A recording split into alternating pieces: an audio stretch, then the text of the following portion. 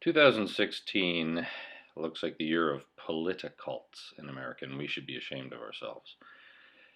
Both to the right and the left, there is this severe cognitive dissonance, and people are putting up with just about anything and justifying just about anything in support of their political heroes.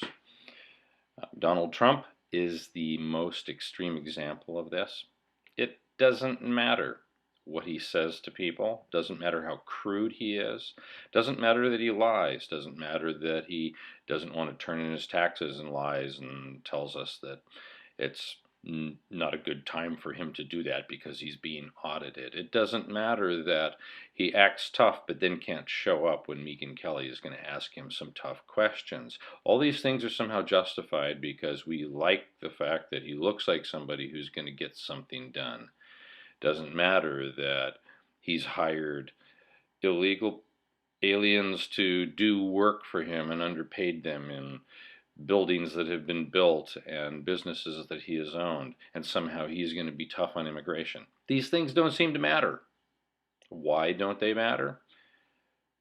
Because we have this severe cognitive dissonance. Cognitive dissonance was a theory that was created by Leon Festinger and his team of sociologists in the mid-1950s. They studied a cult that believed that the world was going to come to an end and then flying saucer people were going to come and save them. It never happened. And yet, they kept believing.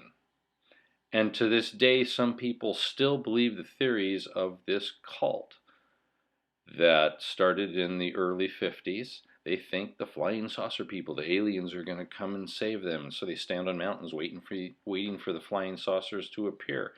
We're doing the same thing today in our politics. It's not happening just with Donald Trump. It's happening to the right. It's happening to the left. It's going in both directions. People are severely conflicted inside themselves and are willing to justify anything the politician they are supporting is saying and doing just in order to be on the winning side. I don't think being on the winning side, getting what I want, is what politics should be all about. And I don't think we should be justifying obscene and dishonest things in the name of our position. Both Democrats and Republicans are wrong on this. And so whether we're supporting Trump or Hillary or Cruz or Bernie Sanders, if we find a way to do it that somehow invalidates our own beliefs and our own ethics, we have a severe cognitive dissonance, and we will become like the very people that we're supporting. Crude, dishonest, and willing to do anything to win. Willing to do anything to win should not be the American way.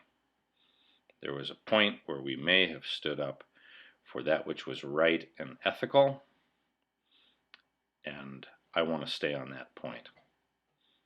I'm hoping there's enough people that will begin to turn around and join me in that, because this has become the year of the politi-cults, and it's a little bit scary.